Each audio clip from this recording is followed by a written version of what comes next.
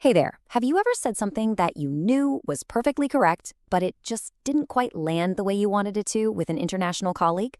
Well, today, we're going to dive into some of those subtle but really powerful differences between Filipino and American English. We'll focus on 4 super simple phrasing swaps that can make your communication even clearer and more effective.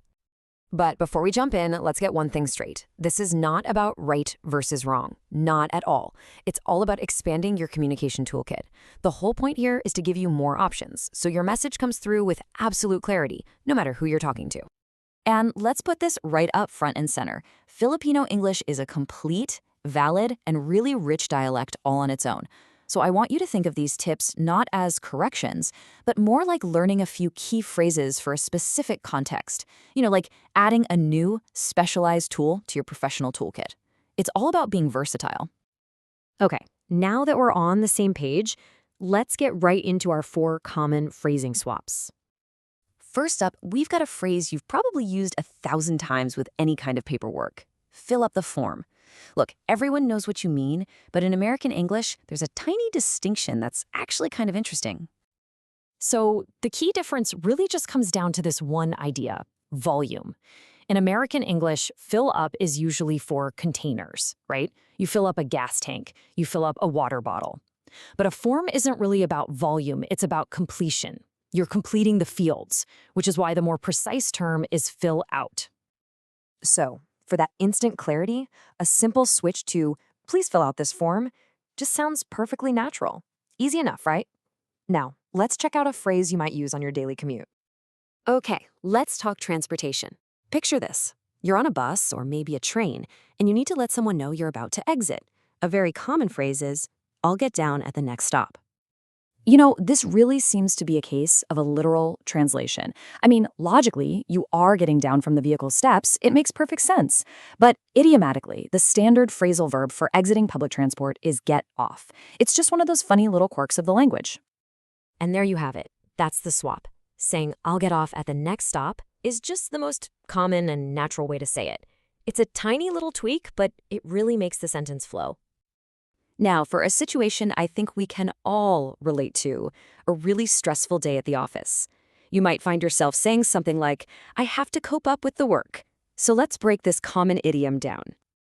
So for this one, the fixed is actually about subtraction.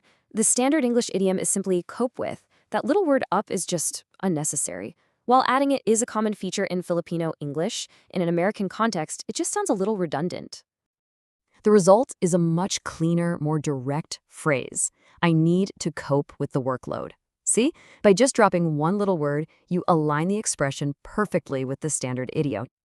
All right, for our final example, let's talk about location. Someone asks where you are, and you reply, "I am coming from the office." Now, while this is grammatically perfect, it's not always what a native speaker would say.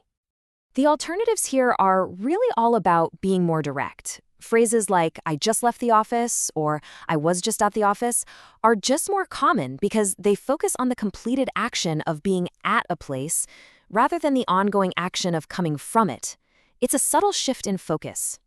So, a simple and really effective alternative is "I just left the office." It's concise, it's super clear, and it's exactly what an American English speaker would probably say in that situation. All right, so that's our 4 examples. Now let's put them all side by side to really help lock in the learning. Seeing them all together like this makes the pattern pretty clear. We swapped one little word for another with fill out and get off. We got rid of a redundant word with cope with, and we chose a more direct verb with I just left. Just 4 simple changes for 4 very common situations. And that brings us right back to where we started. Remember, these are not corrections. They are additions to your professional skill set. It's about having the ability to choose the right tool for the right audience just to make sure your great ideas are always understood with perfect clarity. And all this makes me curious. Language is just full of these fascinating little quirks, right? So, what's the most interesting language difference that you've ever come across? Something to think about. Thanks for joining me for this explainer.